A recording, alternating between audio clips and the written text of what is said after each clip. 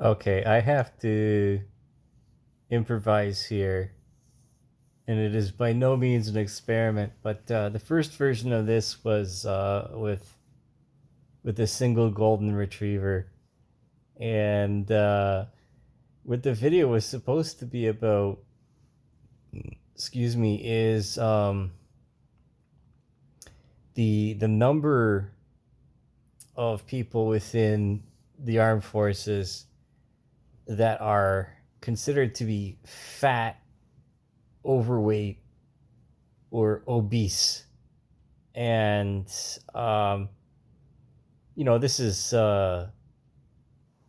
is problematic to some people, because it's associated with not only sexual dimorphism, but also the different branches of humanity. And we don't talk about the differences of humanity as if they influence policy making. We only talk about diversity and inclusion, which is really homogeny and exclusion of contradictory uh, and fact based empirical evidence that is, of course, derived from a logical inquiry that we then deduce from, which into a conclusion that becomes the truth. And that's the entire point of science.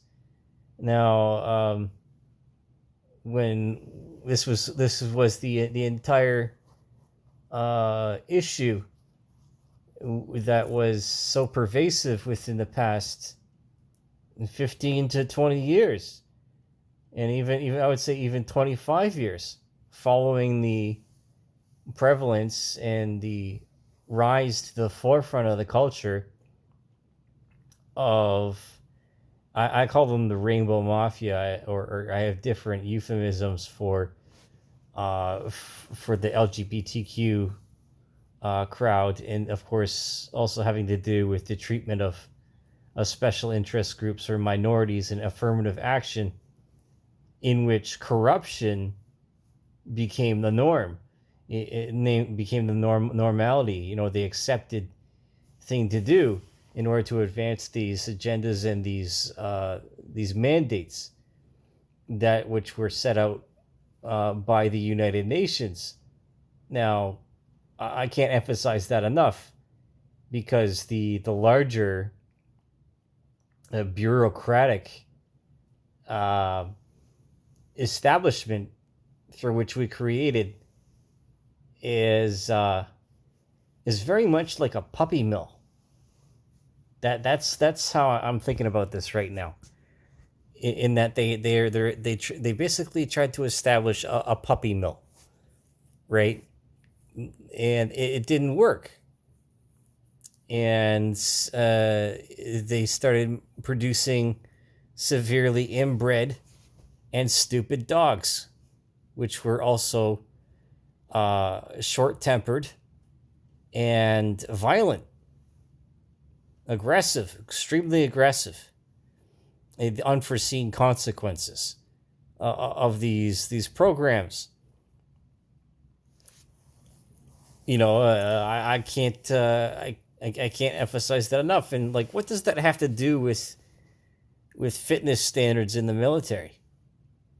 And coming from a person that is currently involved, as of the recording of this AI video, um, with a military community fitness and welfare program. Not because it has to be, but because it must be. It's not just a necessity.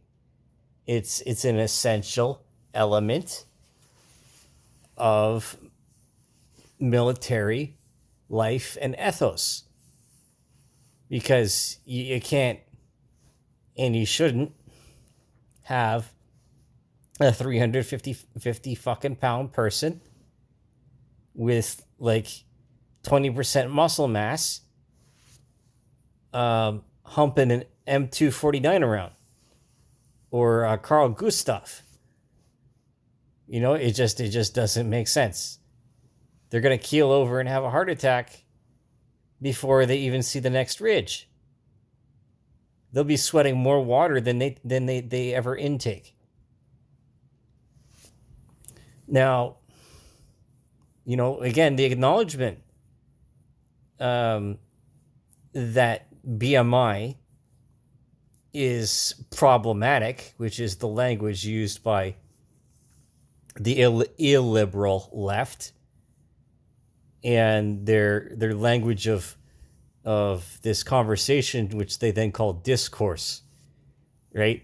These loaded terms that originate from academia, in which pseudo intellectuals attach themselves to this language, not fully understanding the origins and then the context for which the language and the base terminology arises from, and then defines its usage and its context. You get different tonalities equal different results, and the same thing goes for the future assessments of both men and women for these physical fitness tests in the military. You cannot, you absolutely cannot and should not, and this was already current anyways, treat men and women the same. But this also destroys any kind of support for transgenderism, because, well, if you happen to be intersex, yeah, okay, that's a very special case, and it's just such a small minority that it's almost insignificant. And that's no offense to anyone that happens to be actually intersexed and not just in this performative, elaborate drag of that is queer elitism. Because that's what it is. It's extreme body modification, and it evolves, or there's other explanations by other psychological experts of it being correlated to psychopathy, if not autism. Hyperfixation on certain things. Now,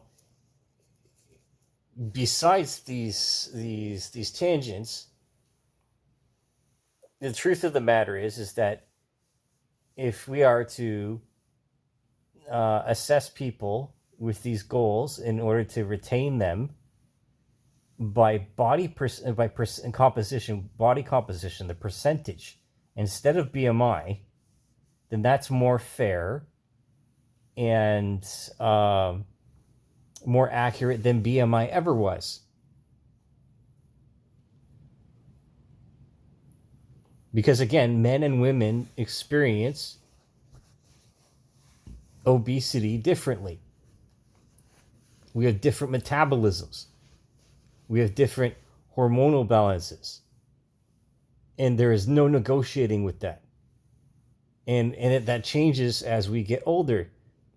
But the politics got involved with the medicine, and some well-to-do people got manipulated by these mandates and by these agendas into conducting these puppy mill programs.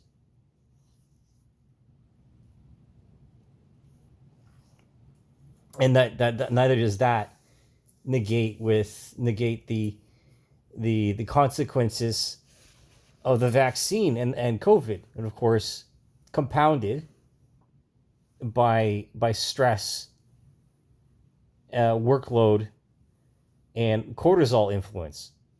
Now, I'm not exactly an expert at this yet, but I tell you that I'll become one, not because it's necessary, but because I must do it. It must be done. It absolutely must be done. If it is not, then we'll see a portion of the population and this genetic diversity of humanity disappear. But to some people, that was the goal in the first place.